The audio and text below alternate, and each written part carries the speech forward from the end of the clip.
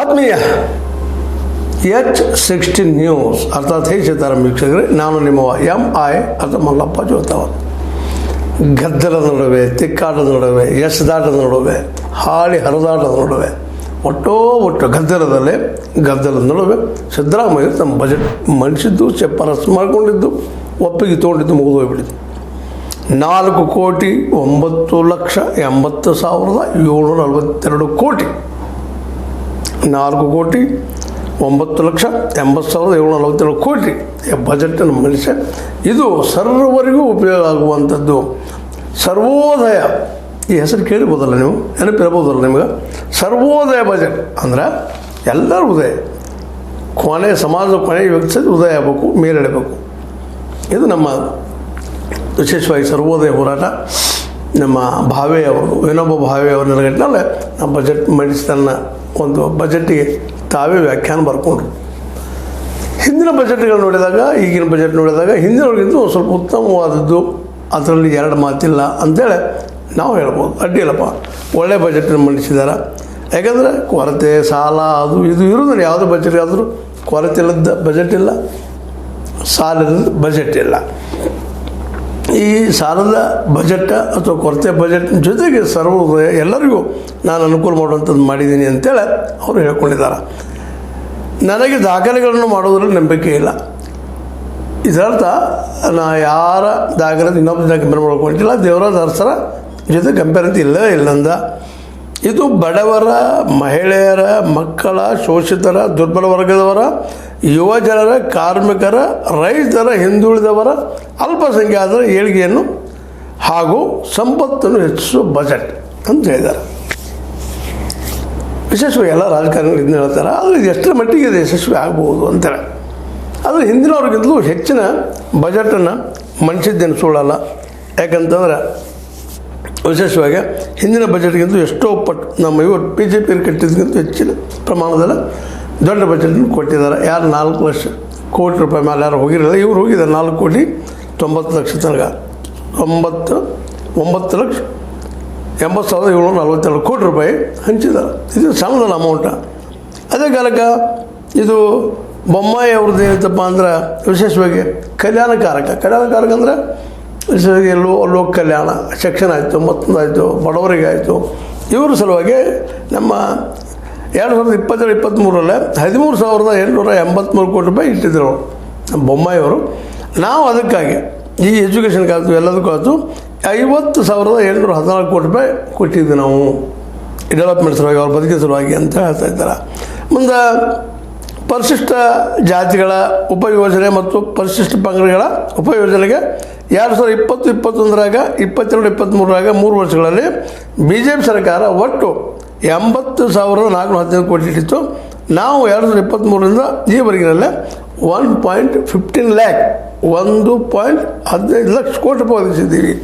ಅವ್ರಿಗೆ ಹೇಳ್ತೀವಿ ನಾವು ಜನಕಲ್ಯಾಣದ ಕಾರ್ಯಗಳು ಮಾಡ್ತಾಯಿದ್ದೀವಿ, ಯಾವ್ಯಾವುದಕ್ಕೂ ದುಡ್ಡನ್ನು ಹಂಚಿಲ್ಲ, ಇದು ಸಾರ್ಥಕ ಆಗಿದೆ ನಮ್ಮದು ಅಂತ ಸ್ಪಷ್ಟವಾದ ಮಾತನ್ನು ಹೇಳ್ತಾ ಇದ್ದಾರೆ. ಇದು ನಾವು ನಮ್ಮ ಸರ್ಕಾರಕ್ಕೆ ನಾವು 4 ಲಕ್ಷ ಕೋಟಿ ರೂಪಾಯಿ ಟ್ಯಾಕ್ಸ್ ಕೊಟ್ಟು ಕಡಿಮೆ ಟ್ಯಾಕ್ಸ್ ಅವ್ರ ಕಡೆ ಇಸ್ಕೊಂಡು ನಾವು ಬಜೆಟ್ ಮಾಡಿಸುವಂಥದ್ದಾಗಿದೆ. ಈ ಸಾಲಕ್ಕೆ ನಾವೇನು ಮಾಡಿದ ಸಾಲಕ್ಕೆ ಕೊರತೆಗೆ ಕಾರಣ ನಾವು ಅಷ್ಟೇ ಅಲ್ಲ, ಹಿಂದಿನ BJP ಸರ್ಕಾರದ ಆಡಳಿತ ಜೊತೆಗೆ ನಮಗೆ ಬರಬೇಕಾದಂತಹ ಪಾಲನ್ನು ಕೊಡ್ತಾ ಇಲ್ಲ, ಅದು ನಮ್ಗೆ ಹೊಡೆತ ಕೊಡ್ತಾ ಇದೆಯೋ ಅಂಥೇಳಿ ಇವತ್ತಿನ ಈ ಎಲ್ಲ ಒಂದು ಅವ್ಯವಸ್ಥೆಗೆ BJP ಸರ್ಕಾರ ಕೇಂದ್ರ ಕಾರಣ ಅನ್ನುವಂಥ ಮಾತನ್ನು ಎತ್ತಿ ಹೇಳ್ತಾ ಇದ್ದಾರೆ. ಹೀಗಾಗಿ ಇದು ಸಹಿತ ಗದ್ದಲಕ್ಕೆ ಕಾರಣ ಆಯಿತು ಅನ್ನೋದು ಬೇರೆ ವಿಷಯ. ಒಟ್ಟಿನಲ್ಲೇ ಏನೇನಪ್ಪ ಅಂತಂದ್ರೆ ನಾವೇನೋ ಮಾಡಿದ್ವಿ ಇಲ್ಲಂತಲ್ಲ, ನಾವು ಸಾಲ ಮಾಡಿದ್ವಿ. ಯಾಕಂದರೆ ನೀವು ನಮ್ಮ ಪಾಲನ್ನು ಸರಿಯಾಗಿ ಕೊಟ್ಟಿದ್ದಾರೆ, ನಾವು ಸಾಲ ಮಾಡೋ ಪ್ರಸಂಗ ಬರ್ತಿರಲಿಲ್ಲ, ಅದಕ್ಕೆ ನೀವೇ ಕಾರಣ ಅನ್ನೋಂಗೆ ಮಾತಾಡಿದ್ದಾರೆ. ಜೊತೆಗೆ ಏನಪ್ಪ ಅಂತಂದ್ರೆ ನನ್ನ ಸರ್ಕಾರದ ಅವಧಿಯಲ್ಲಿ 25 ನನ್ನ ಸರ್ಕಾರದ ಅವಧಿಯಲ್ಲಿ 3.21 ಲಕ್ಷ ಕೋಟಿ ರೂಪಾಯಿ ನಾನು ಸಾಲ ಮಾಡಿದ್ದೀನಿ. ಅದಾದರೂ ಹಿಂದಿನವರು ಸಾಕಷ್ಟು ಮಾಡಿದ್ದಾರೆ. ನಾನು ಮತ್ತು ಅಷ್ಟೇ ಅಲ್ಲ, ಅದ್ರ ಜೊತೆಗೆ ಇಲ್ಲಿವರೆಗೆ ನನ್ನ ಸಮಯದಲ್ಲಿ 75,856 ಕೋಟಿ ರೂಪಾಯಿ ಸಾಲ ತೀರಿಸಿದ್ದೀನಿ ನಾನು ಬಡ್ಡಿ ಜೊತೆಗೆ. ಈ ಮಾತನ್ನು ಸೇರಿಸ್ತಾ ಇದ್ದಾರೆ. ಅಂದ್ರೆ ಮತ್ತು ಇನ್ನೊಂದು ಡೆವಲಪ್ಮೆಂಟ್, ಬೆಳವಣಿಗೆ, ಅಭಿವೃದ್ಧಿ ದರ ನಮ್ಮಲ್ಲಿ ಏನೈತೆ ಕರ್ನಾಟಕದ್ದು 10.3% ಅವ್ರದ್ದು ಕೇವಲ 5 ಸೆಂಟ್ರಲ್ ಗೌರ್ಮೆಂಟ್ ಮೋದಿ ಅವ್ರದ್ದು. ಇದು ಯಾರು ಒಳ್ಳೆ ಬಜೆಟ್ ಕೊಟ್ಟರು, ನಾನು ಅವರು ನಮ್ಮ ಪ್ರಗತಿ ಯಾವ ರೀತಿ ಐತಿ, ಸೆಂಟ್ರಲ್ ಹೆಂಗೈತಿ ಅಂತ ಕಂಪೇರ್ ಮಾಡ್ತಾಯಿದ್ದಾರೆ. ಮಾಡಲಿ, ಕಂಪೇರ್ ಮಾಡೋದ್ರಾಗ ಏನು ತಪ್ಪಿಲ್ಲ. ಆದರೆ ಸೆಂಟ್ರಲ್ ಗೌರ್ಮೆಂಟಿಗೆ ಅದರದೇ ಆದಂಥ ಲಿಮಿಟ್ಗಳು, ಅದರದೇ ಆದಂಥ ಒಂದು ವ್ಯವಸ್ಥೆಗಳಿದ್ದಾವೆ. ಬಟ್ ಇವ್ರು ಹೇಳೋದು ಏನಪ್ಪ ಅಂದ್ರೆ, ನೀವು ನಮ್ಮಿಂದ ತೆಗೆದುಕೊಂಡಂತಹ ಈ ಟ್ಯಾಕ್ಸನ್ನು ನಮಗೆ ಯಾಕೆ ನಮ್ಮ ಪಾಲ ಸರಿಯಾಗಿ ಕೊಡೋದಿಲ್ಲ ಅನ್ನುವಂಥ ಅದು ಕಾರಣ. ಜೊತೆಗೆ ಹಿಂದಿನ ಅವ್ರು ಸರಿಯಾಗಿ ಅಡ್ಮಿನಿಸ್ಟ್ರೇಷನ್ ಮಾಡಿಲ್ಲ. ಇದಕ್ಕಾಗಿ ನಾವು ಇವತ್ತು ತೊಂದರೆ ಅನುಭವಿಸ್ತಾ ಇದ್ದೀವಿ. ಅಷ್ಟೇ ಯಾಕೆ, ನಾವು ಎಲ್ಲದರಲ್ಲೂ ಒಳ್ಳೆ ಕೆಲಸ ಮಾಡಿದ್ದೀವಿ. ಲೋಕ ಕಲ್ಯಾಣಕಾರಕವಾದಂಥದ್ದು ಜನ ಕಲ್ಯಾಣ ಕಾರ್ಯಗಳಿಗೆ ನಾವು ಹೆಚ್ಚಿನ ಅಮೌಂಟನ್ನು ತೆಗೆದಿಟ್ಟಿದ್ದೀವಿ. ಶಾಲೆಗಳಿಗೆ, ಬಿಸಿ ಊಟಕ್ಕೆ, ಮತ್ತೊಂದಕ್ಕೆ ಎಲ್ಲರಿಗೂ ನಾವು ಉತ್ತಮವಾಗಿ ನಾವು ಕೊಟ್ಟಿದ್ದೀವಿ ಅಂತ ಹೇಳ್ತಾ ಇದ್ದಾರೆ.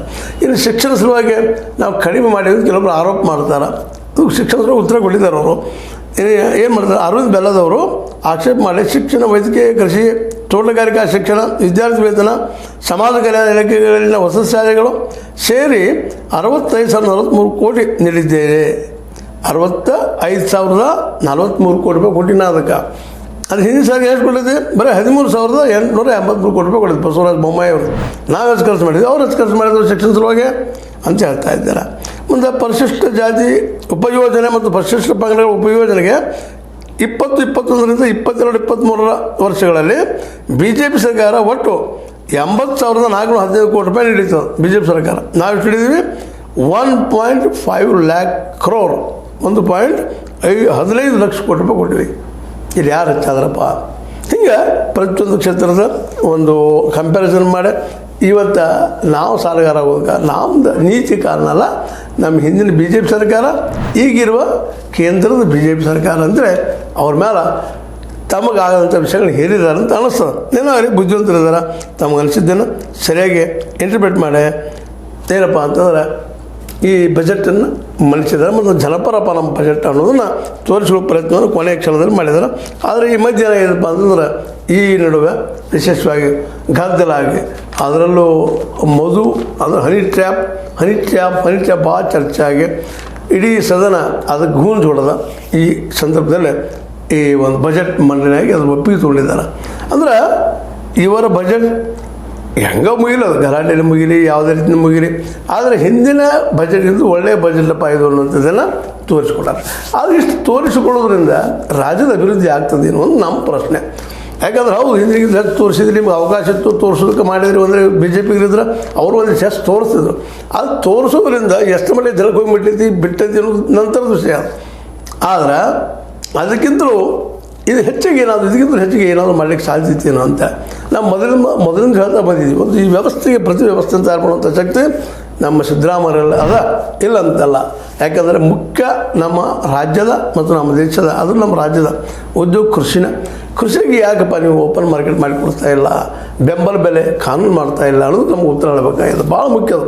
ಮತ್ತು ಪ್ರತಿ 30 ಮಕ್ಕಳಿಗೆ ಒಂದು ಏನಪ್ಪ ಅಂದರೆ ಒಬ್ಬ ಟೀಚರ್ ಆಗುವಂಥದ್ದು, ಅದನ್ನು ಯಾಕೆ ಮಾಡ್ತಾ ಇಲ್ಲ ಅನ್ನುವಂಥದ್ದು. ಪ್ರತಿ ಹಳ್ಳಿಗಳಿಗೂ ನಮ್ಮ ಶಿಕ್ಷಣವನ್ನು ಯಾಕೆ ವಿಸ್ತಾರ ಮಾಡ್ತಾ ಇಲ್ಲ ಅಂತೇಳಿ.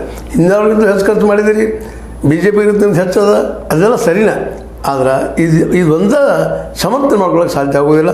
ಶಿಕ್ಷಣಕ್ಕಾಯ್ತು, ಆರೋಗ್ಯಕ್ಕಾಯ್ತು, ಇನ್ನುಳಿದ ಹಿಂದಿನ BJPಗಿದ್ರು ನಿಮ್ಮದು ಕಾಂಗ್ರೆಸ್ ಸರ್ಕಾರ ಹೆಚ್ಚಿನ ದುಡ್ಡನ್ನು ತೆಗೆದಿಟ್ಟದ. ಆದರೆ ಅವೆಲ್ಲ ಅವ್ರಿಗೆ ಮುಡ್ತಾವೆ ಅನ್ನೋದು ಇನ್ನೊಂದು ಪ್ರಶ್ನೆ ಅದ. ಹೀಗಾಗಿ ಬಜೆಟ್ ಹೌದು BJP ಬಜೆಟ್ಗಿಂತ ಉತ್ತಮದ, ಮತ್ತು ಸಾಲ ಮಾಡೋದು ಕಡಿಮೆ ಅದ, ಅಭಿವೃದ್ಧಿ ದರನೂ ಹೆಚ್ಚದ. 10.3 ಅದ, ಸೆಂಟ್ರಲ್ದು 5 ಅದ, 5 ಎಡಬಲ ಅದ, 5, 6 ಅದ. ಹೀಗಾಗಿ ಅದು ಸಹಿತ ಒಳ್ಳೆಯ ಡೆವಲಪ್ಮೆಂಟ್ ಅಂತ ಅನಿಸ್ತದೆ. ಹೀಗಾಗಿ ಒಟ್ಟಾರೆಯಾಗಿ ನಮ್ಮ ಸಿದ್ದರಾಮಯ್ಯ ಮಂಡಿಸಿದಂಥ ಬಜೆಟ್ ಒಂದು ರೀತಿಯಿಂದ BJPಗಿಂತ ಮೇಲ್ ಹಂತದಲ್ಲದ ವಿನಃ ನಾಳೆ ಅವ್ರು ಬಂದಾಗ ಇವರಿಗೆ ಒಂದು ಸ್ವಲ್ಪ ಹೆಚ್ಚು ಖರ್ಚು ಮಾಡ್ತಾರೆ ಅಷ್ಟೇ. ಅದ್ರ ವ್ಯವಸ್ಥೆ ಬದಲು ಮಾಡುವಂಥ ಸ್ಥಿತಿಯೊಳಗೆ ಇದಿಲ್ಲ ಈ ಬಜೆಟ್. ಹೊಸ ರೀತಿಯ ಹೊಸ ಚಿಂತನೆ ಬಜೆಟ್ ಇದೆಲ್ಲ. ಯಾವ ಇರ್ತಾವೆ ಕ್ಷೇತ್ರಗಳು ಅವುಗಳು ದುಡ್ಡು ಹಾಕೋದು ಹೋಗಿಬಿಡುವಂಥದ್ದು, ತಲೆ ಕೆಡಿಸ್ಕೊಳ್ಳುವಂಥದ್ದು ಏನಿಲ್ಲ ಅಂತ ಅನಿಸ್ತದೆ. ಏನೋ ಆಗಲಿ BJPಗಿಂತ ಒಂದು ಉತ್ತಮವಾದಂಥ ಬಜೆಟನ್ನು ಮಂಡಿಸಿದ್ರೆ ತುರ್ತು ಅನ್ಬೋದು, ಆದರೆ ಶಾಶ್ವತ ಪರಿಹಾರ ಅಲ್ಲ ಅನ್ನೋದು ನಾವು ನೆನಪಿಟ್ಕೊಂಡು ಈ ಸರ್ವೋದಯದ ಬಜೆಟ್ ಬಗ್ಗೆ ವಿಶ್ಲೇಷಣೆ ಮಾಡಬೇಕಾಗಿದೆ ಅಂತ ಹೇಳ್ತಾ, ಇದು ನಿಮಗೆ ಲೈಕ್ ಆಗಿರ್ಬೋದು. ಲೈಕ್ ಮಾಡಿ, ಶೇರ್ ಮಾಡಿ, ಕಮೆಂಟ್ ಮಾಡಿ, ಜೊತೆಗೆ ಸಬ್ಸ್ಕ್ರೈಬ್ ಆಗೋದನ್ನು ನಿಲ್ಲಿಸಕ್ಕೆ ಹೋಗಬೇಡ್ರಿ. S16 ನ್ಯೂಸ್ ಅರ್ಥಾತ್ ಹೇ ಸೀತಾರಾಮ್, ಇದು ಸತ್ಯದ ಕೈಗಳಲ್ಲಿ ವಂದನೆಗಳು.